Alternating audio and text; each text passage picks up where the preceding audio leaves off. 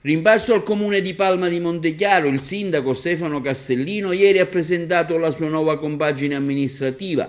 La novità in assoluto è l'entrata in campo del gruppo di opposizione Ama la tua città, che con Lucia Vitanza ha la sua rappresentante, con il beneplacito del leader del movimento Rosario Bellanti, che all'epoca delle elezioni scorse era sua concorrente a sindaco. Castellino incassa anche l'appoggio del Movimento 5 Stelle, che con Martino Falsone nel 2017 era sua concorrente. Un patto insomma sottoscritto ieri nell'aula consiliare del comune palmese, che permetterà al sindaco di governare fino alla durata del mandato che scadrà l'anno prossimo. La nuova giunta è così composta: Lucia Vitanza, Salvatore Scopelliti con la delega di vice sindaco, Salvatore Lauricella, Salvatore Agri e Salvatore Castronovo. Questo nuovo rimpasto nasce per fare un punto sull'attività evidentemente svolta in questi 4 anni e per affrontare nel migliore dei modi i 10 mesi che mancano alla nuova campagna elettorale, alle elezioni comunali, e affrontare ancora con maggior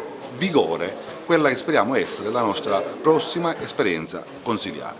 Abbiamo chiamato all'appello della città tutte le forze costruttive, le forze sane di questo Paese, e a questo appello in molti hanno già risposto presente. Nel caso specifico abbiamo Ama la tua città, che è rappresentata e guidata dall'architetto Rosario Bellanti, e il Movimento 5 Stelle dal portavoce Martino Falsone, oltre alla rappresentanza consiliare che ben conoscete. È un momento storico perché i 3 competitors delle elezioni 2017 si trovano alleati per servire al meglio la città. Credo che sia una delle notizie più belle che si possa dare a una popolazione, a una comunità. Le divisioni vengono messe da parte le ambizioni personali, e vi è solo una voglia di servire questa comunità. Sindaco, va da sé che una volta che mancano 10 mesi appena alla nuova tornata elettorale amministrativa, che questa sarà la compagine che con Stefano Castellino candidato sindaco si presenterà agli elettori. Sì, è esattamente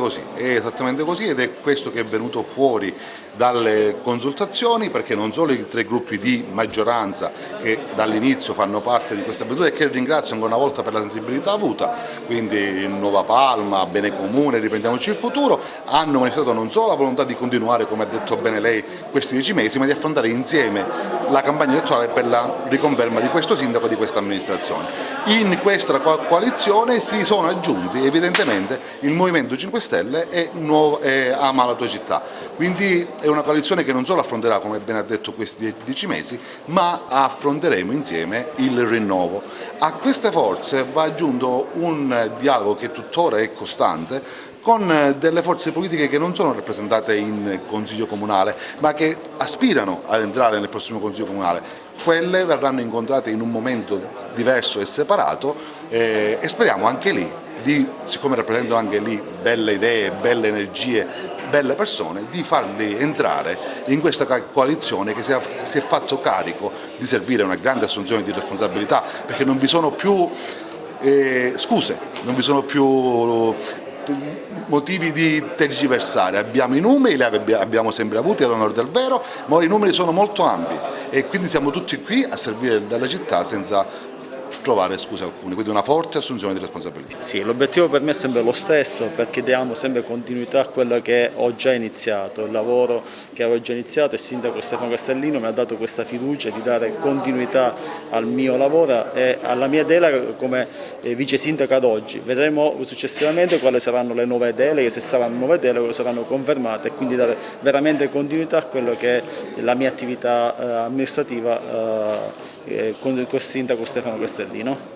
Allora, naturalmente questo per me oggi è un momento molto importante, perché oltre ad essere stato onorato di servire il mio paese, ho avuto anche la fiducia da parte del sindaco e da parte del gruppo politico che mi appoggia, Bene Comune, con i consiglieri Rosario Falco e Giuseppe Dorsi.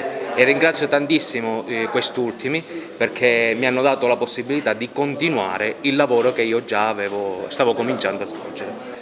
Ho fatto parte della minoranza fino ad oggi e abbiamo voluto fare con il sindaco questo nuovo rimpasto affinché possiamo dare il benessere culturale, sociale ed economico al paese di Palma di Montechiaro. Una svolta importante. Una svolta molto importante, sì. Innanzitutto vorrei ringraziare il Sindaco per la fiducia che mi ha nuovamente accordato, essendo tra quelli riconfermati, e cercherò di portare avanti l'attività amministrativa già iniziata e concluderla nel migliore dei modi, sempre portando avanti il nome della nostra città. Spero bene, perché alla fine tutti insieme cercheremo sempre di dare lustro a questa città che da anni è stata sempre in grave difficoltà, e speriamo di lavorare tutti insieme per un futuro migliore. Una svolta storica, come mai questa decisione di convogliare verso la maggioranza? La decisione è semplicemente una decisione naturale. Abbiamo lavorato insieme alla Giunta, al Sindaco, alla sua maggioranza con molta serenità in quest'arco di tempo.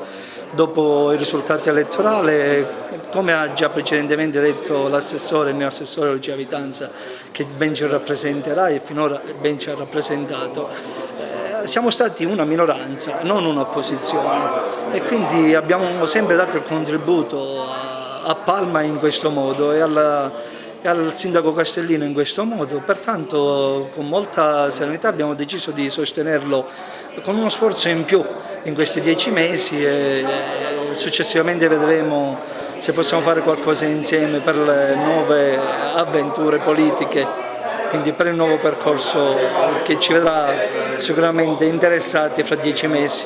Ecco, anche il 5 Stelle ha deciso di appoggiare l'operato del Sindaco Castellino, anche se non è presente in Consiglio Comunale.